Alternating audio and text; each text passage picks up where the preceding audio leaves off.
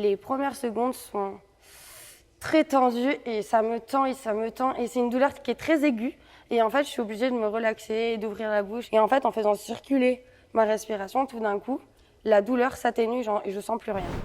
Bonjour à toutes et à tous, aujourd'hui nous sommes au Centre national des arts du cirque de Châlons-en-Champagne. Dans quelques instants, on ira à la rencontre de Pauline, étudiante en 3e année. Mais avant ça, le directeur de l'école, Mathieu Antajan, nous a donné rendez-vous sur la piste pour nous présenter les lieux.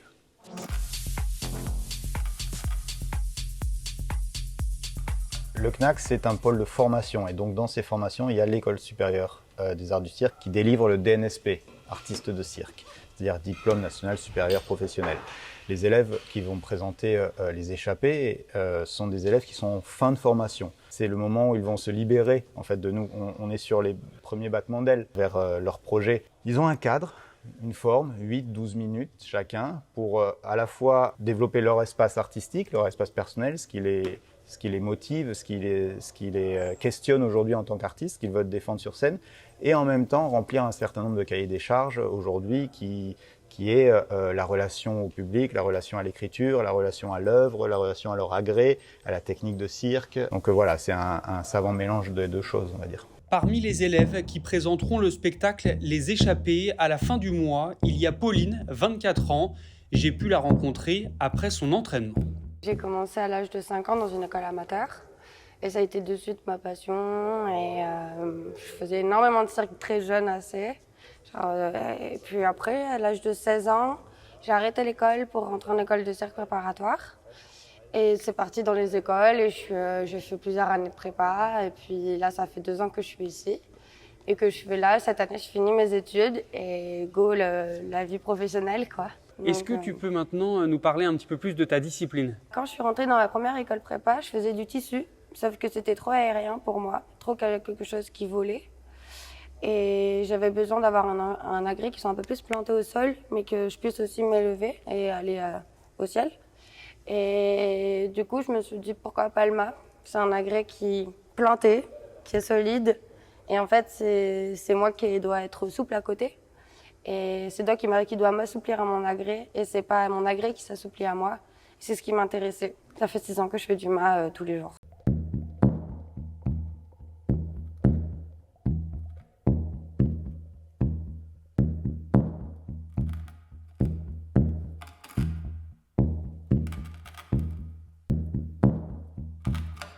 Sachant que toi, il y a une petite particularité, c'est qu'il y a le mât, mais pas seulement. Tu peux nous en dire plus? Ouais, quand il y a eu la Covid, en fait, j'étais chez mes parents, j'avais pas de mât chinois. Et j'ai de la chance que mes parents habitent dans la campagne, mais j'avais pas mon mât, du coup j'étais super triste. Parce que c'est une drogue, le sport, on a besoin. Et du coup, je me suis dit, je vais essayer de faire de la capillotraction. Du coup, j'ai commencé à prendre l'anneau. Et j'avais déjà fait des recherches sur des élastiques parce que ma capillo, elle est pas juste dans un point fixe, c'est aussi des benji qui sont des élastiques comme pour les trampolines et tout ça. Et mon père en avait, magique. Du coup, j'ai essayé et j'ai trouvé que direct ma corporalité dedans, elle était assez... Même moi, j'étais waouh, ok, ça se passe comme ça.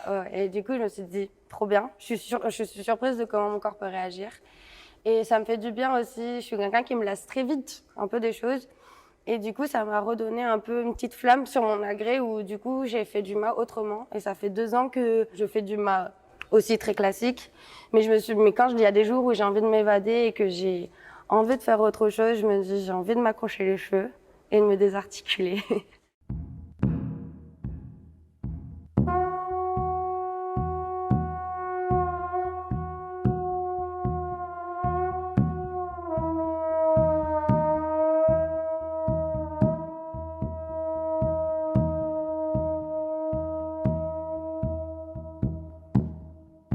Et est-ce que c'est douloureux? Je veux pas vous dire non, c'est pas douloureux parce que ça serait mentir. Mais c'est une douleur qui est assez surprenante où, en fait, au début, même si je me suspends pas entièrement, il y a encore mon poids de corps qui est au sol. Mais quand je tire et que je descends petit à petit, les premières secondes où je m'accroche, même si j'ai fait hier, même si j'ai fait il y a 2 heures, les premières secondes sont très tendues et ça me tend et ça me tend. Et c'est une douleur qui est très aiguë.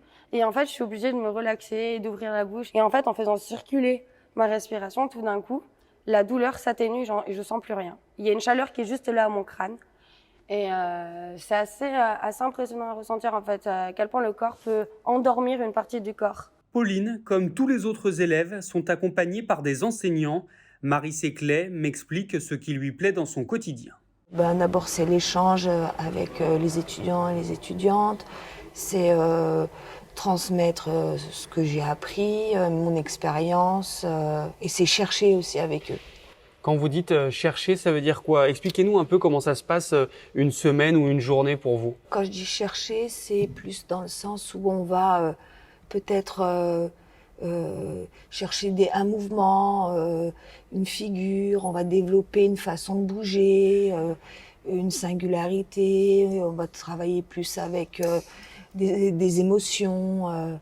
Voilà, c'est une recherche artistique et technique. Est-ce que maintenant vous pouvez un peu nous parler de Pauline? Vous, qu'est-ce que vous savez d'elle? Présentez-nous là en quelques mots. Elle est talentueuse, elle est très vive, très féline, très animale. En plus, elle a développé la capillotractée avec le mât, donc elle va présenter une forme pour les échapper à travers ça. Qu'est-ce qui la caractérise? Elle est souriante, elle est agréable, on se parle beaucoup et je pense qu'on est aussi folles l'une que l'autre, donc on s'entend bien. Pauline garde le sourire, mais elle a aussi vécu des moments difficiles. Ça a été super compliqué, je suis passée par des grosses phases dures avec moi-même.